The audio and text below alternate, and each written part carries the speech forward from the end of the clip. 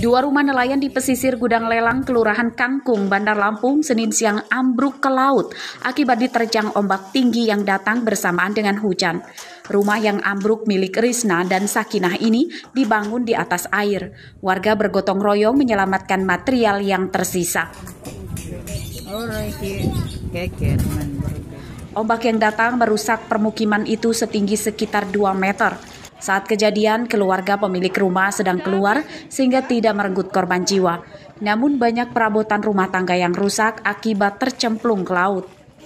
Itu berapa rumah, Bu? 2. Ada korban nggak sih, Bu? Alhamdulillah nggak ada. Berarti keadaan gelombang memang masih tinggi, Bu? Udah berapa lama, Bu, gelombang tinggi ini? Total kerusakannya seperti apa sih, Bu, di 2 rumah ini? Kenapa? Total kerusakannya seperti apa di 2 rumah? Hancur.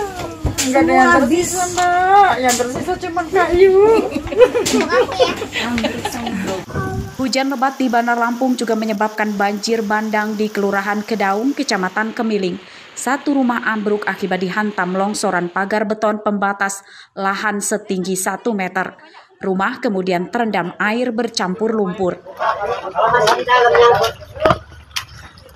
Supia pemilik rumah selamat meski sempat tertimpa motor yang saat itu diparkir di dalam rumah.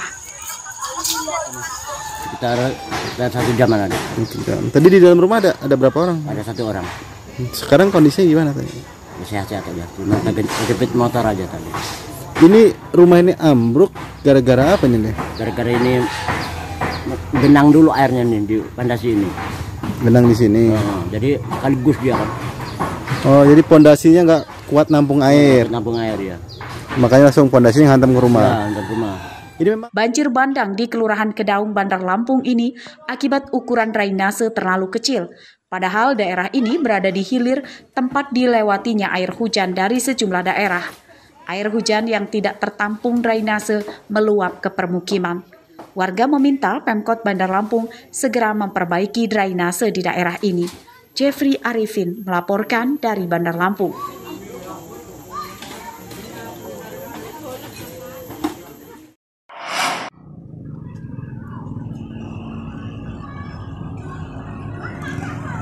Kebakaran rumah ini terjadi di Desa Penantian, Kecamatan Pulau Panggung, Tanggamus, Senin siang. Kebakaran meludeskan dinding dan perabotan dalam rumah. Kobaran api cepat membesar karena banyak bahan yang mudah terbakar.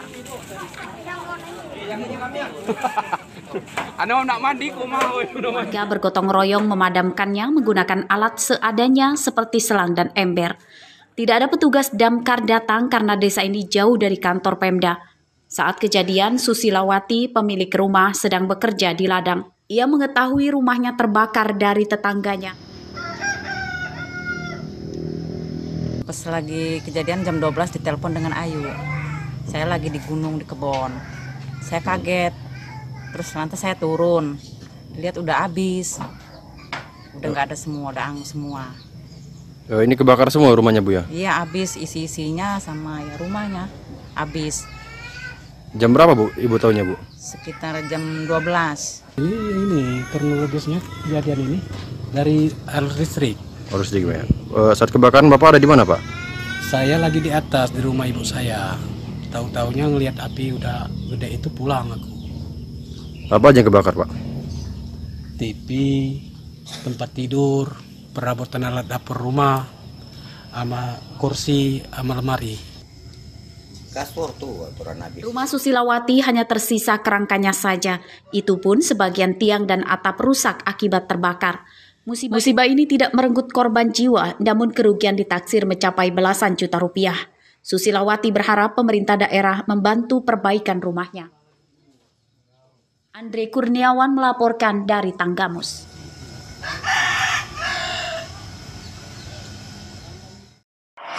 Dioin lah. Nih, ya. Kita orang panas-panasan. Seorang polisi Pamong Praja Bandar Lampung terpergok melakukan pungutan liar kepada grup pengamen angklung yang mangkal di Jalan Bypass Soekarno-Hatta, Sukarame, Bandar Lampung. Seorang korban dengan terpaksa mengambil uang hasil mengamen dari dalam tasnya dan diantarkan ke pelaku yang menunggu di dalam mobil berplat nomor polisi BE1259BN. Mobilnya nih. Pungli itu terjadi pada Jumat pekan lalu. Pelaku awalnya tidak mau menerima uang Rp40.000 dari korban karena tidak sesuai dengan jumlah yang dimintanya, yakni Rp300.000. Setelah diberi pengertian oleh korban bahwa ia baru saja mangkal dan belum mendapatkan uang, pelaku pun akhirnya menerima uang Rp40.000 itu. Pas lagi ngamen, tiba-tiba ada oknum Satpol PP datang ke kami. Dia minta jatah per bulan ke kami sebesar 100.000. Sedangkan kami itu baru datang di lokasi itu kan, baru berapa lagu lah kami main, jadi sanggupnya baru bayar 40.000. Setelah itu dia bilang dia akan balik lagi, katanya minta sisanya. Nah, saya nggak terima, saya videokan lah. Menurut korban lainnya, rupanya para pelaku sudah biasa meminta uang keamanan atau salar kepada para pengamen angklung. Setiap bulannya, para pengamen dipaksa pelaku menyetorkan uang Rp300.000. Dikasih uang 40.000 kemarin. 40.000 kemarin. Katanya dia kurang, nanti balik lagi katanya. Oknum itu bilangnya uang itu untuk apa, Pak? Ya, oknum itu saya nggak ngomong untuk apa sih. Dia ngomong apa? Uang apa? Keamanan atau seperti apa? Ya, uang keamanan katanya kalau yang ngasih intinya aman, kalau yang nggak ngasih ya mungkin diangkut. Para korban tidak mengenali identitas pelaku. Korban untuk sementara tidak mengamen lagi karena diintimidasi akan ditangkap jika masih mengamen. Korban tak mengenal pelaku yang mengintimidasinya karena dikirimkan melalui pesan ponsel. Robi Laste melaporkan dari Bandar Lampung.